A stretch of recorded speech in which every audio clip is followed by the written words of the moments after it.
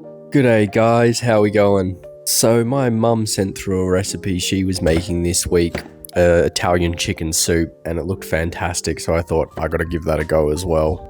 It was just one of those things where I just saw the picture of it and I thought, oh, that's exactly what I want.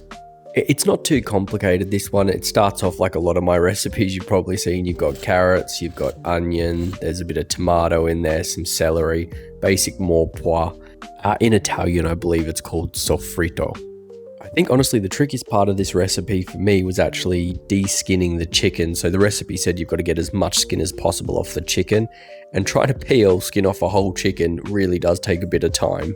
Now, in the original recipe, it did say you should do this in the slow cooker and you'd need about 4 liters of water and it would go for 8 hours. I didn't have that sort of time, so I was cooking this in the oven. I probably had it in the oven for around 2 to 3 hours, I would say. Now, for this recipe as well, once you've cooked the chicken, it does say to discard the solids. So all the leftover veggie that's in there. I personally did that, but my mum said she ate it and it tasted great. So, pick and choose your own adventure there.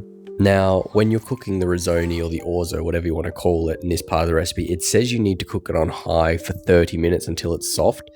Orzo does not need 30 minutes. Do not cook it for that long. It goes soggy. I did, and I only cooked it for 20 minutes and it went soggy, so just be aware.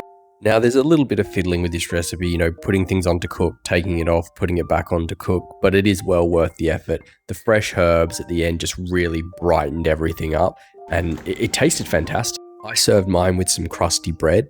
The last thing I'll say is make sure you add salt. You do need to season this quite heavily as well.